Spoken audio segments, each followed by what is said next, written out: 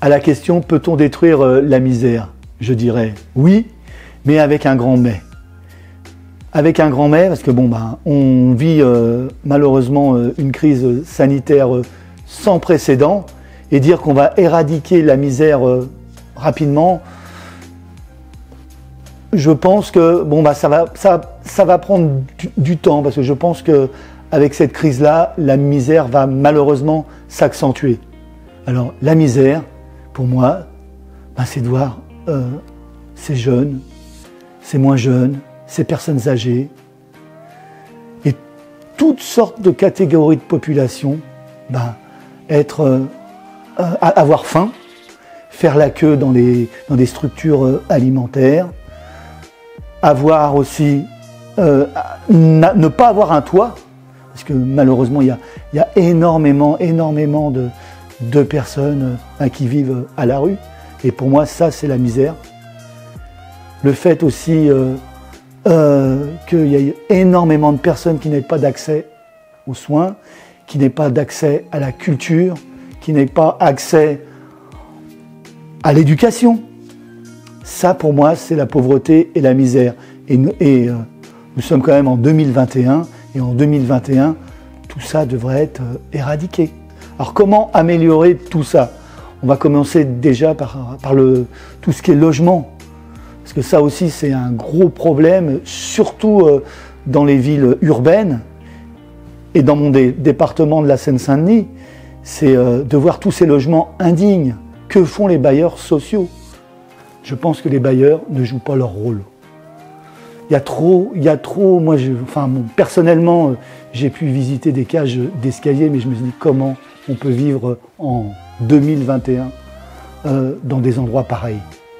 Donc je pense que les bailleurs sociaux ont vraiment un rôle social à jouer, et un rôle aussi de faire en sorte que ces cages d'escalier, que ces appartements soient rénovés, que ces pauvres habitants ne soient pas pris dans un engrenage qui fait que il n'y a rien de fait.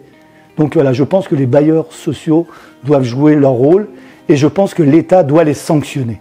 Parce qu'à un moment donné, ils touchent beaucoup d'aide, hein. Et moi, je pense qu'ils doivent être sanctionnés. Ça, c'est la partie, on va dire, habitat. Maintenant, je veux parler sur le fait d'avoir accès à la nourriture. Ça aussi, c'est très important. Et moi, je pense qu'il faut faire en sorte que toutes les associations d'aide alimentaire soient aidées. Mais aider, on sait qu'en France, en ce moment, il y a un gros problème, c'est le bénévolat. Et moi, je pense que les pouvoirs publics doivent mettre le point sur comment faire en sorte que des personnes puissent aider d'autres personnes. Et moi, je pense que l'État, les pouvoirs publics doivent mettre le paquet pour, en fin de compte, faire en sorte que ces associations, ils aient des aides matérielles, des aides financières, et qu'ils puissent mettre en sorte des travailleurs. Après, y a d'autres domaines, surtout pour les jeunes. Alors, les jeunes, avec la crise sanitaire, bien sûr que nous vivons, les jeunes et surtout les étudiants. Les étudiants, quand on voit maintenant, moi j'avais jamais vu ça, de voir des queues dans des structures alimentaires où les étudiants ils sont obligés d'aller s'alimenter dans ces structures, parce que ils ont plus accès à l'emploi, parce qu'un étudiant, pour payer ses études, je parle surtout des étudiants précaires, hein, ils avaient des petits boulots, et maintenant les petits boulots, il n'y en a plus, quoi. Donc on voit que les étudiants, et surtout je parle bien des étudiants précaires, sont dans un désarroi total.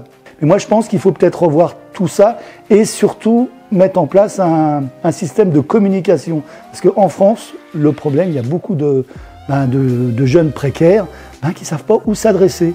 Et moi, je pense que dans toutes les collectivités, les communes, les départements, on devrait mettre le paquet aussi sur le fait d'informer ces jeunes-là sur leurs droits, ce qu'ils peuvent avoir. Enfin bref, il y a plein de choses à mettre en place.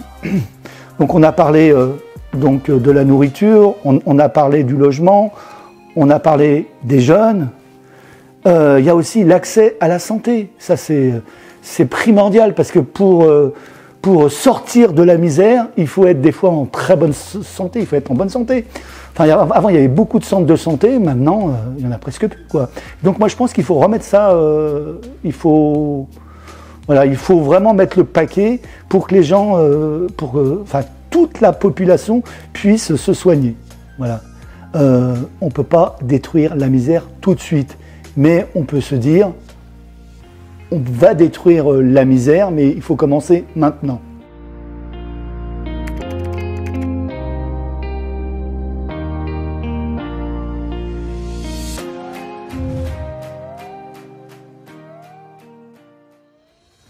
Je vais vous lire l'interprétation d'un texte de Victor Hugo sur le suffrage universel.